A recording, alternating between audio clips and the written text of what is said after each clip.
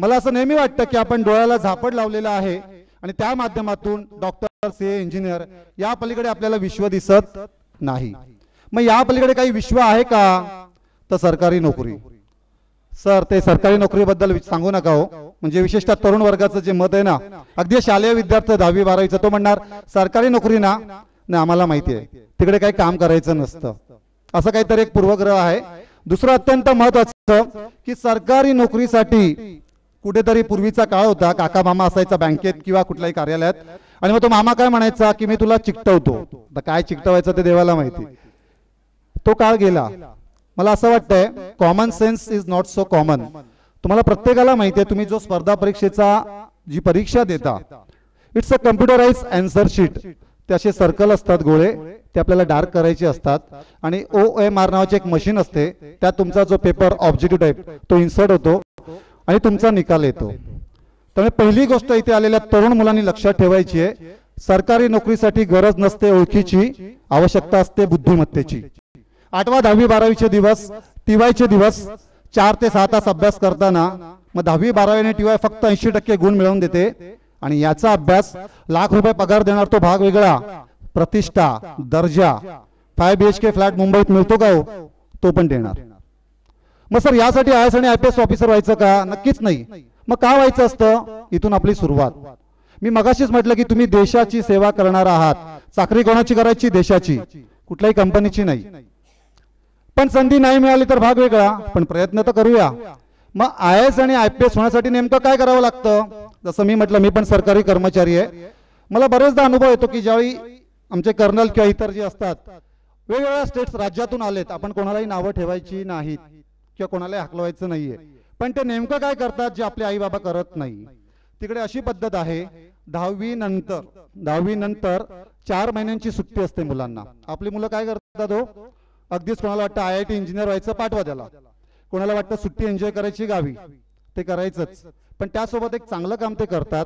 नियमितपणे दररोज 1 किंवा 2 तास तिकडे काय माहिती आहे, गल्लोगल्ली दिल्ली, UP, बिहार कुठेही गेलात, इकडे जसं मुंबईत गल्लोगल्ली सायन्स, CET आणि कॉमर्सचे क्लासेस आहेत, तसंच त्या राज्यात गल्लोगल्ली कॉम्पिटिटिव्ह एक्झाम्स, स्पर्धा परीक्षेचे क्लासेस आहेत. आपण असं म्हणतो त्या राज्यात, जो मागासलेलं राज्य आहे, तिकडचे आई बाबा अडाणी आहेत, परंतु ते सुजाण आहेत. त्या प्रत्येक अशिक्षित अडाणी आई बाबांना माहिती आहे की माझ्या मुलाला सरकारी नोकरी हवी आहे किंवा त्याचा उदरनिर्वाह जर व्हायचा असेल तर एकच गोष्ट आहे, ती म्हणजे सरकारी नोकरी. आणि ती मिळणार कशी? अभ्यासाच्या माध्यमातून. मग त्यांचा प्रवास सुरू होतो 10वी नंतर.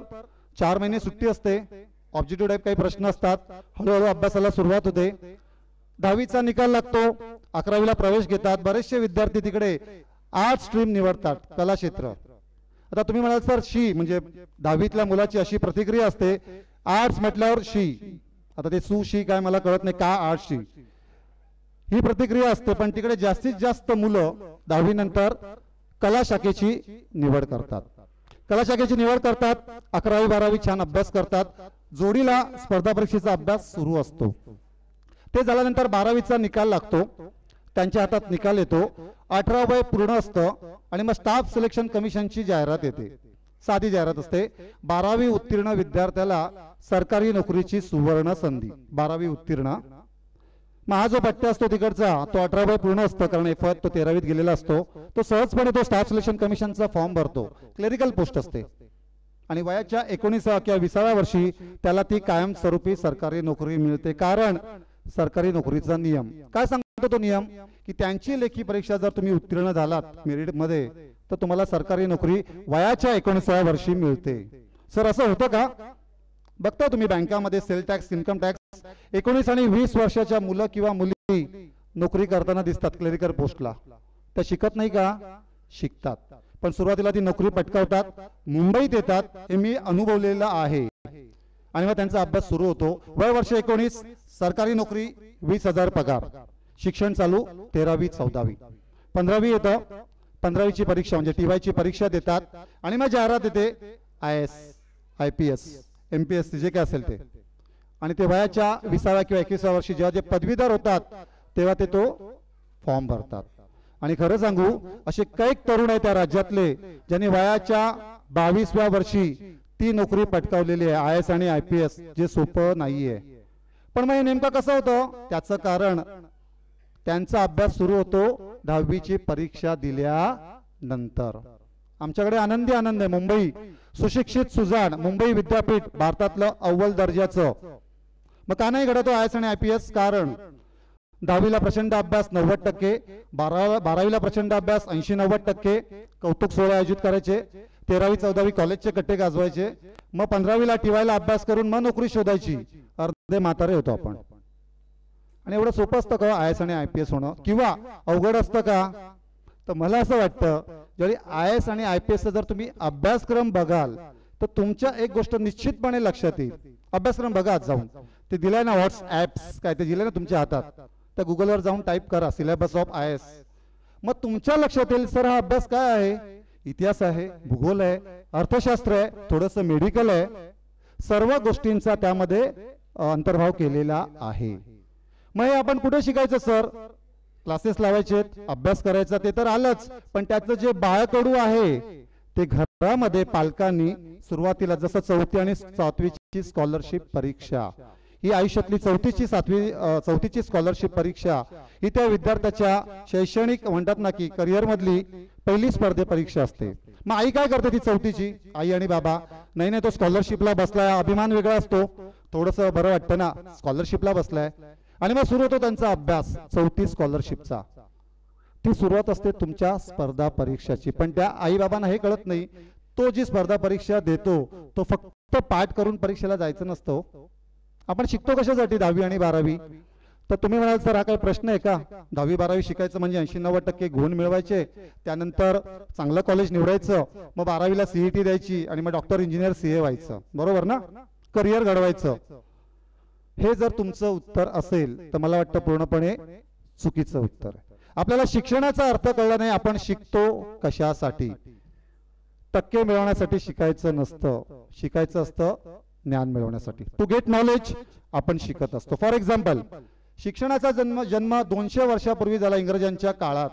तेव्हा जे अशिक्षित अडाणी आई बाबा होते त्यांना असं वाटत होतं का माझ्या मुलाने शाळेत का जावं, 80% मिळावेत, डॉक्टर CA व्हावं म्हणून ते पाठवत होते का?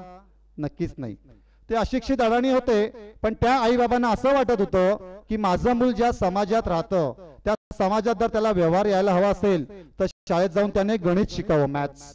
माझं मूल ज्या समाजात राहतं त्यात बोलावं कसं, वागावं कसं, लिहावं कसं हे जर त्याला यायला हवं असेल तर शाळेत जाऊन त्याने भाषा लँग्वेज विषय शिकावं. माझं मूल ज्या समाजात राहतं त्याचं प्रशासन कसं आहे, राजकारण कसं आहे हे जर त्याला यायला हवं असेल तर शाळेत जाऊन त्याने नागरिकशास्त्र शिकावं. शिक्षणाचा खरा अर्थ तो आहे. त्यामुळे 10वीचे पालक पण आलेत, विद्यार्थी आहेत, 12वीचे आहेत. माझं सर्वांना सांगणं आहे आजपासून तुम्ही टक्के मिळवण्यासाठी शिकणार नाही आहात, तर तुम्ही शिकणार आहात ज्ञान मिळवण्यासाठी. हे ज्या दिवशी तुम्हाला कळेल अभ्यास झाला सोपा, पाठांतर करून परीक्षेला जायचं म्हणजे मला खूप आपल्या शिक्षण पद्धतीचं कौतुक वाटतं. 1ली ते 15वी पुस्तकाच्या बाहेरचं काही येत नाही, बरोबर? मग मला असं वाटतं पेपर फुटलाय. पुस्तकाच्या बाहेरचं काहीच येणार नसेल तर पेपर फुटलाय ना. मग मिळवा 90%, पण मिळत नाही. याचं कारण अभ्यास समजून घेत नाही. त्यामुळे विद्यार्थ्यांना विशेषतः तरुणाईला माझं सांगणं आहे एक चांगली सवय ठेवा. आजपासून या कार्यक्रमाचं फलित होईल वर्तमानपत्र वाचणं, न्यूज पेपर रीडिंग. मला खूप वाईट वाटतं आज मी प्रश्न तुम्हाला केला की महाराष्ट्राचा आणि देशाचा अर्थमंत्री कोण आहे, फायनान्स मिनिस्टर, आम्हाला नाही सांगता येत. राष्ट्रपती अजूनही प्रतिभाताई पाटीलच सुरू आहे. वाईट वाईट वाटतं. आता सिंधुताई यायच्या अगोदर मी बोलून घेतो. मला सकाळी एकाने विचारलं, मी म्हटलं सिंधुताई येतात, अच्छा त्या सेलिब्रिटी ना, हिरोईन. बापरे, मी त्याने जो चित्रपट बघितला होता ते त्याच्या लक्षात किती हिरोईन. खरंच common sense is not so common. त्यामुळे पहिली सुरुवात मुलांच्या प्रत्येक घराघरात व्हायला हवी. 15 रुपयाची वर्तमानपत्र, आपण रिक्षाला 15 रुपये खर्च करतो, 17, मग तो Loksatta, master times, times of India जे काय असेल ते 4 ते 5 वर्तमानपत्र प्रत्येक घरात यायला हवीत. आणि त्यातही नाही सर आम्ही वर्तमानपत्र वाचतो, मग मुंबईतल्या तरुणी म्हणणार काय वाचतो वर्तमानपत्रात मुंबईतली तरुणी? नाटक आणि सिनेमाच्या जाहिराती आणि गॉसिपिंग. आणि तरुण मुलं वाचतात क्रीडा, स्पोर्ट्स, सुशिक्षित अडाणी. आज जर यांना विचारलं की क्रीडा मंत्री कोण आहे, नाही सांगता येतो. मग तुम्ही म्हणाल सर तो वर्तमानपत्र का वाचावं, ते राजकारण असतं, ते कंटाळवाणं असतं. राजकारण आणि कंटाळवाणं 150 करोड लोकसंख्या असलेला देश आपले ते 540 काय ते खासदार चालवतात, ते कंटाळवाणं असतं का हो? आपल्याला कळत नसतं, आपण काहीतरी बोलत जातो. पहिली सवय आजपासून ठेवा, जर खरोखर तुम्हाला चांगल्या पदावर जायचं असेल तर पहिली सवय वर्तमानपत्र वाचणं. ते इंग्लंडमधून 6 वर्षापूर्वी एक राजे आले होते. ते एअरपोर्टला उतरले मुंबई विमानतळावर आणि त्यांना एक दृश्य दिसलं समोर छान. काय होतं ते दृश्य?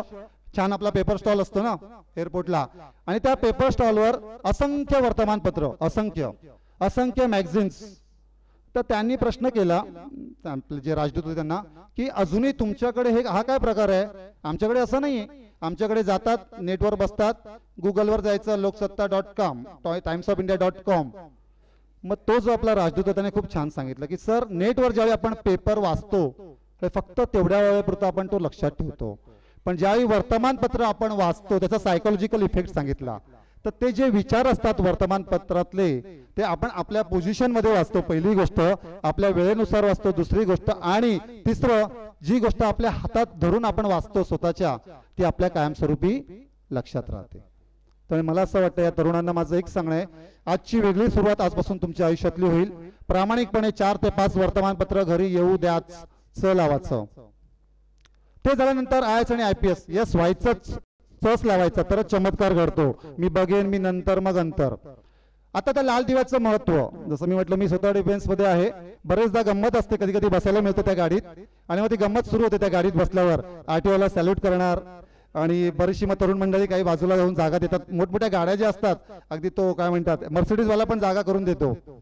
पण आज किती पालक आणि विद्यार्थ्यांना असं वाटतं की ती लाल दिव्याची गाडी बघून त्या गाडीत जी व्यक्ती बसलेली आहे त्या जागेवर मी बसावं, किंवा माझ्या मुलाने किंवा माझ्या मुलीने बसावं, असं वाटत नाही. कारण आम्हाला त्याची माहितीच नाही. तो लाल दिवा फक्त माहिती आहे, थोडीशी भीती माहिती आहे, पण त्या लाल दिव्यासाठी काय करावं लागतं नाही माहिती. असं म्हणतात सचिन तेंडुलकरची 2 करोडची गाडी आहे, पण त्या गाडीवर लाल दिवा नाहीये.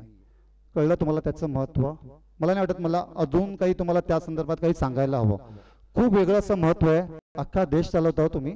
तर तुम्ही IAS ऑफिसर होता, कलेक्टर होता, 27 गावं तुमच्या अंडर येतात, बरीचशी गोष्ट आहे जे तुम्हाला आता सांगतीलच. त्यावेळी जो रुबाब असतो, जी प्रतिष्ठा असते, निर्णय घेण्याची क्षमता असते, नाही कोणामध्ये ती नसते. आपण बघतो साधा वॉर्ड ऑफिसर ज्यावेळी असतो त्याचा रुबाब तुम्ही बघितलेला आहे. सॉरी, साधा मी म्हणत नाही, ते उच्चच पद आहे. जर ते पद एवढं उच्च आहे, आपण लोकल अनुभवतो, तर IAS आणि IPS त्याची वेगळीच नाही. म्हणजे म्हणतात ना की त्याची जी प्रतिष्ठा आहे त्या पदाची ती वेगळी आहे. तर तरुण आईला तसंच पालक वर्गांना माझं सांगणं आहे, आपली सुरुवात आपण वर्तमानपत्रापासून करूया, त्याचं वाचन करूया. कारण असं आहे, त्या परीक्षेला जाताना पाठांतर करून नाही जायचं. तुम्ही इंटरव्ह्यूला गेलात, आता मॅडम सांगतीलच तुम्हाला, आपले जे यशस्वी एक उमेदवार आहे त्यांच्या मातोश्रीकडे आलेले आहेत. त्या स्वतःहून मला म्हणाला की सर, मला काही गोष्टी सांगायच्या, एक पालक म्हणून, एक आई म्हणून. तर सर्वप्रथम मी त्यांना व्यासपीठावर आमंत्रित करतो टाळ्यांच्या गजरात.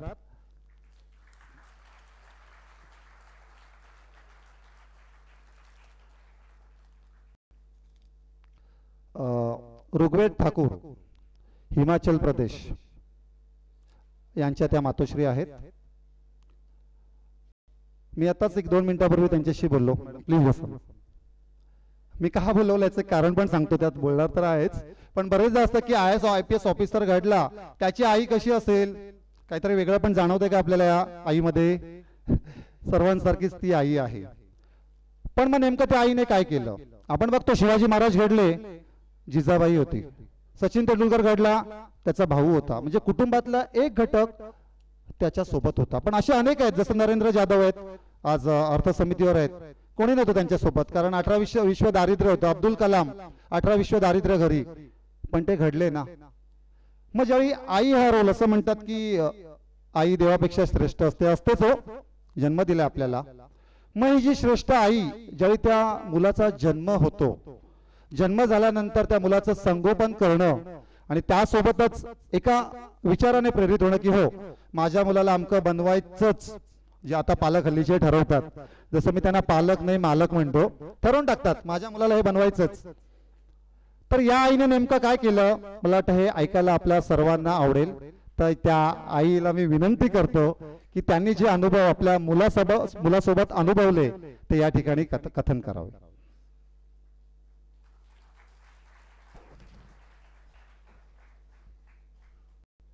नमस्कार.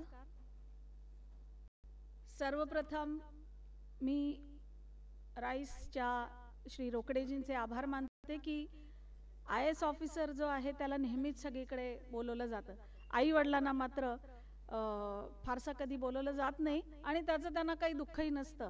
खरं म्हणजे मला जेव्हा त्याचा सिलेक्शन झालं त्यावेळेला त्याच्या मागे त्याला मिळणारी बुके आणि फुलं ही कलेक्ट करण्यातच एवढी धन्यता वाटली की त्यावेळेला असं वाटलं की बास हे एवढं मिळालं तरी पुष्कळ झालं.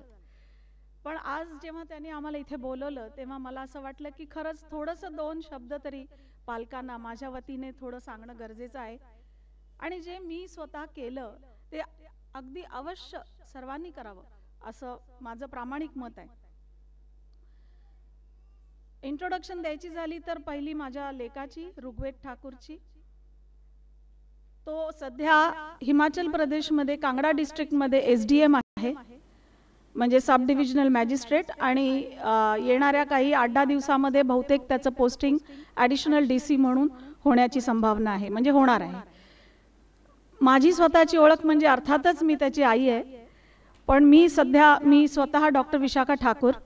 मी हिंदी लिटरेचरमध्ये PhD केलंय आणि न्यू इंडिया अश्युरन्समध्ये डिव्हिजनल मॅनेजर म्हणून मी VRS घेतल्यानंतर आता मी स्वतः इन्शुरन्सच्या, जनरल इन्शुरन्सच्या फील्डमध्ये ट्रेनर आहे, फ्रीलान्स ट्रेनर आहे आणि कन्सल्टंट आहे.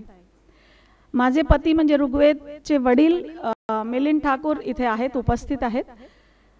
ते CMC लिमिटेडमध्ये ॲडिशनल जनरल मॅनेजर आहेत. CMC लिमिटेड म्हणजे जी आता TCSच्या अंडर कार्यरत आहेत. गेली 35 वर्ष ते त्या फर्ममध्ये आहेत आणि इमाने इतबारे त्याची कंपनीची सेवा करतात. इथे आता जे मी सांगायला उभी आहे ते म्हणजे ऋग्वेदचा प्रवास कसा झाला, IAS ऑफिसर म्हणून काय केलं. तर मला असं वाटतं थोडीशी सुरुवात त्याची शाळेपासून तुम्हाला सांगावीशी वाटते. आम्ही सगळे बँड्राला राहणार आहे, त्यामुळे सेंट स्टॅनिस्लॉसमध्ये त्याचं शिक्षण झालं पूर्णपणे इंग्लिश मीडियममध्ये. त्याला अभ्यासामध्ये फारशी कधीच रुची नव्हती. आश्चर्य वाटतं लोकांना, पण नव्हती, कारण तो पूर्णपणे स्पोर्ट्समन. 24 तास ESPN चॅनल आमच्या घरी, त्यावेळेला ESPNच होता, बाकी दुसरे चॅनल्स नव्हते. तो चॅनल सतत चालू असायचा आणि सगळे खेळ त्याचे खेळून झाले. स्पोर्ट्समध्ये टेबल टेनिस झालं, क्रिकेट झालं, फुटबॉल झालं, सगळे खेळ त्यांनी खेळले. पण अभ्यासामध्ये म्हणाल आउटस्टँडिंग होता, सगळीकडे नेहमी पहिला नंबर होता, नाही. कारण आमचंही त्याला असंच सांगणं होतं की बाबा रे, सगळी शक्ती जी आहे ती करिअरच्या वेळेला ठेवायची. आता आहे ते सगळं अनुभवून घ्यायचं, खेळून घ्यायचं, नाटकात भाग घ्यायचा, डिबेट्समध्ये भाग घ्यायचा आणि त्याचबरोबर अभ्यास झाला पाहिजे. अभ्यासाची एकच अट होती की पहिल्या 5 नंबर आला पाहिजे, बस. त्यांनी स्टेज आणि डिबेट हा प्रांत कधीच निवडला नाही. त्याला बोलायला नको. आता घडाघडा बोलतो. हिमाचल प्रदेशमध्ये आम्ही गेलो तेव्हा बघितलं, वेगवेगळ्या ठिकाणी चीफ गेस्ट म्हणून जातो, अगदी लेक्चर्स देतो. कोणी म्हटलं की लगेच उभा राहतो. मला फार कौतुक वाटतं, कारण पहिल्यापासून आम्ही बघितलं त्याला कधी बोलायला नको. मुख्य गंमत गोष्ट अशी की शाळेमध्ये ह्याचा होमवर्क कधी चुकला नाही. मात्र कारण काय त्याचं, अभ्यासाची आवड नव्हे. तर टीचर विचारेल होमवर्क का नाही केला, मग उत्तर द्यायला लागेल. बोलायचं नाही. जितकं आपल्याला बोलायला कमी लागेल तेवढं त्याला आवडत असे. पण पहिल्या 5 नंबर आणायचा, होमवर्क मात्र कंप्लीट करायचं. पहिली युनिट टेस्ट झाल्याशिवाय त्याला कधी टीचरला कळायचं नाही की कोणी एक ऋग्वेद ठाकूर नावाचा हुशार विद्यार्थी तिच्या वर्गात आहे. जेव्हा नंबर यायचा तेव्हा तिला कळायचं, अच्छा who is this, okay this is Rigved Thakur. असा प्रकार होता. जेवढं मागे राहता येईल तेवढं मागे राहायचं. हे सगळं सांगण्याचा उद्देश असा आहे की नेहमी आम्हाला असं लोक विचारतात, अरे वा मग IAS ऑफिसर म्हणजे गोल्ड मेडलिस्ट असेल, नेहमी पहिला असेल, सतत डिबेट्समध्ये पुढे येत असेल. नाही, तो सामान्य मुलासारखाच वाढला आणि फारसं काही त्यांनी त्यावेळेला अचीवमेंट केली नाही. 10वीच्या वेळेला आम्ही त्याला म्हटलं चांगल्या कॉलेजमध्ये ॲडमिशन मिळण्यापुरते टक्के मिळव. मिस्टरांनी त्याला सांगितलं, त्याच्या बाबांनी त्याला सांगितलं 100-200 मार्क मिळवू नको, मला अटॅक येईल, तू आपला जसा आहेस तसंच राहा. आणि आम्ही निवडलं होतं कॉलेज, आम्ही बँड्राला असल्यामुळे त्याला इलेक्ट्रॉनिक्स वगैरे पाहिजे होतं, ऑप्शनल सब्जेक्ट, लँग्वेज नको होती. म्हणून आम्ही नॅशनल कॉलेजमध्ये जाऊन मी चौकशी केली. त्यावेळेला मला कळलं की तिथे 80 ते 85 मध्ये आरामात ॲडमिशन मिळते. म्हटलं बास, तू तेवढ्यामध्येच मिळव, 85च्या वर जाऊ नको, तेवढं झेपणार नाही, तुला पण नाही, आम्हालाही नाही. त्याला मिळाले 83%. पहिल्या लिस्टमध्ये नाव लागलं, आम्ही खुश. तो खुश कारण हिंदी आणि मराठी दोन्ही भाषा आणि बायोलॉजी याच्यातनं मुक्तता झाली. तो 9वीत असताना मात्र माझ्या एकदा आम्ही दोघं जेव्हा विचार करत होतो की ह्यानी काय करावं, पुढे काय करावं, त्यावेळेला असाच एक माझ्या अचानक विचार आला. म्हटलं प्रशासकीय कॅटेगरीमध्ये का नाही जायचं, IAS ऑफिसर का नाही बनवायचं. तेव्हा त्याचे बाबा म्हणे तुला काय वेळ लागले का, हा शाळेमध्ये पहिलं येत नाही तो काय IAS ऑफिसर होणार आहे का. म्हटलं आपण प्रयत्न करायला काय हरकत आहे, सगळेजण काय एक्स्ट्रा टॅलेंट घेऊन येत नाही, प्रयत्न करू शकतो. हा विचार तिथेच थांबला, कारण ऋग्वेदनेही उडवून दिलं, कारण त्याला त्यावेळेला फक्त खेळ दिसत असे. पण 10वीला 83 मिळाले. 12वीला गेल्यानंतर त्याची माझी जक्काजक्की, घरामध्ये एकच TV होता, त्यामुळे मला सिरियल बघायचे आणि त्याला स्पोर्ट्स बघायचे. मग त्याच्या बाबांनी एक तोड काढली की तू 12वीला 95च्या वरती मार्क मिळून दाखव. खात्री होती मिळणार नाही. PCM, ते पण PCM, कारण इंजिनिअरिंगला, ते स्वतः इंजिनियर आहेत, त्यामुळे त्याला इंजिनिअरिंगला जायचं होतं. तर बाबा तू पण आहे ना PCM मध्ये कर, ॲव्हरेज ॲग्रिगेटमध्ये जाऊ नको, ते अपने बस की बात नाही. तुम्ही फक्त तू PCMचे मार्क 95च्या वर मिळून दाखव, मी तुला दुसऱ्या दिवशी TV आणून दाखवतो. तो काय बोलला नाही, मी काही बोलले नाही, कारण म्हटलं हे फारच अवघड आहे बाबा टार्गेट. आणि गंमत म्हणजे त्याला 96% मिळाले. त्यामुळे बाबांना दुसऱ्या दिवशी ताबडतोब जाऊन TV घेऊन येण्या भाग पडलं, कारण मी मग त्याच्या मागे उभे राहिले. मिळवलेत पर्सेंटेज, ताबडतोब TV पाहिजे. त्याच्यानंतर तो, त्याची खोली आणि त्याचा TV याच्यामध्ये ESPN चॅनल जोपर्यंत बघत होता मी काही जास्त बॉदर केलं नाही, ठीक आहे चालू दे. 96 मिळाल्यानंतर नॅचरली इंजिनिअरिंगला पाहिजे त्या कॉलेजमध्ये ॲडमिशन मिळाली, पाहिजे ती फॅकल्टी मिळाली. त्यावेळेला मेरिट लिस्ट असायची, त्यामुळे मेरिट लिस्टमध्ये ॲडमिशन मिळाली. We were happy. पण मला सारखं माझ्या मनात मी म्हटलं अरे तू IASचा अभ्यास बरोबर का नाही करत. ती काय NCERTची पुस्तकं आणायची, IAS ती CBSEची पुस्तकं आणायची 9वी 10वीची, ती वाच, हे कर. मी ते माटून गेला त्याला घेऊन तळमळत जाऊन घेऊन आले पुस्तकं. म्हटलं अरे ही 4 पुस्तकं आहेत, वाचायला हरकत नाही. वाचतो ठेव बाजूला ठेव. वाचनाची बिलकुल आवड नाही. म्हणजे ही सत्य परिस्थिती मी अशासाठी सांगते की असं असूनही आज तो IAS ऑफिसर आहे आणि सक्सेसफुल आहे. त्यावेळेला वाचनाची आवड इतकी नगण्य की मला हाऊस म्हणून मी त्याला महाराष्ट्र टाइम्स मधले रविवारचे स्टोरी वाचून दाखवत असे, आणि 2 वाक्य वाचली नाही की हा ढाराढूर झोपायचा आणि मी एकटीच ती पुस्तकं वाचत बसायची. पण वाचनाची आवड किंवा गोष्टींची आवड त्याला बिलकुल नव्हती. शेवटी इंजिनिअरिंगला गेला. त्याचे बाबा म्हणाले त्याला इंजिनियर होऊ दे, काहीतरी तर खायला प्यायला तरी आयुष्यात काहीतरी कुठेतरी उभा तर राहील. IASच्या नादी लागेल तर ना धड एक ना धड 12 चिंध्या, काही होणार नाहीये त्याच्याच्याने IAS. त्याला इंजिनिअरिंग होऊ दे, इंजिनिअरिंगला जाऊ दे. इंजिनिअरिंगला गेला, ॲडमिशन मिळाली, व्यवस्थित मनासारखं झालं. इंजिनिअरिंगच्या 2nd इयरला मला हा म्हणतो मला अभ्यास करायचा कंटाळा आला मम्मा.